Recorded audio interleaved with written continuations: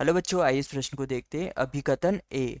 आनुवांशिक अभियांत्रिकी में न्यूक्लियस और लाइगेज दोनों आवश्यक होती है। कारण आर। रिकॉम्बिनेंट डीएनए में लाइगेज निक का निर्माण करता है। तो यहाँ पर हमें जो न्यूक्लियस और लाइगेजेस के बारे में बताना है, तो हमारी मुख्य अवधारणा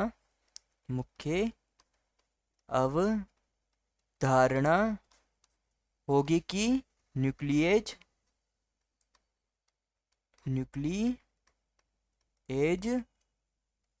व लाइगेज क्या होते होते हैं। तो जो यह न्यूक्लियेज होता है, न्यूक्लियेज होता है, इसको दो भागों में वर्गीकृत किया गया है। पहला है प्रतिबंध एक्सो न्यूक्लियेज।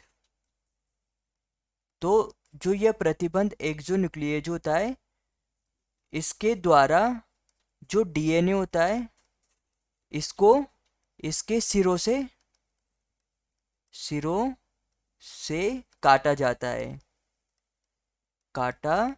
है या अलग किया जाता है।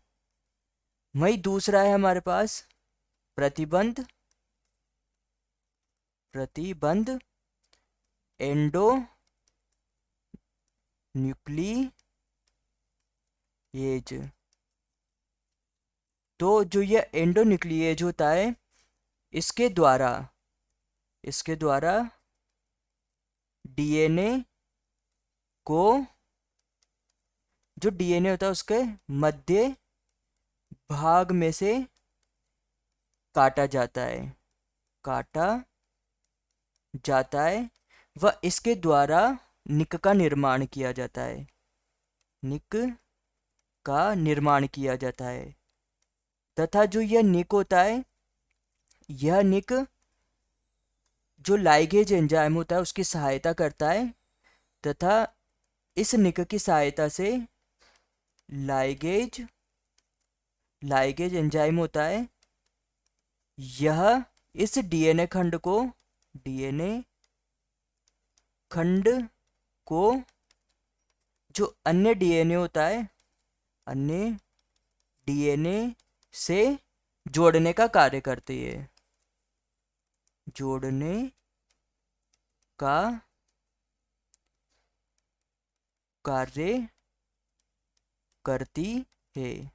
तो ये जो लाइगेज एंजाइम होता है, यह जोड़ने का कार्य करता है।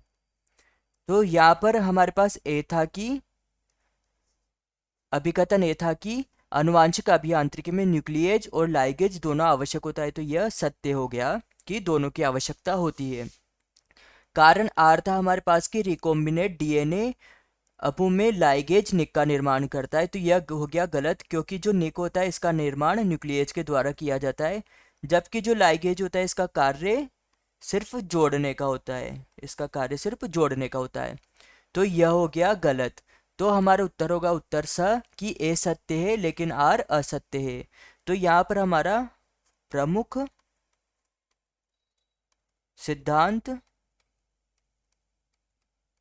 सिद्धांत होगा कि न्यूक्लियेज के द्वारा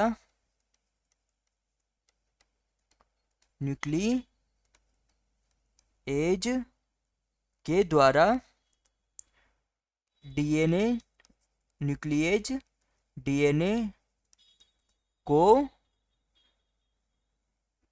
काटने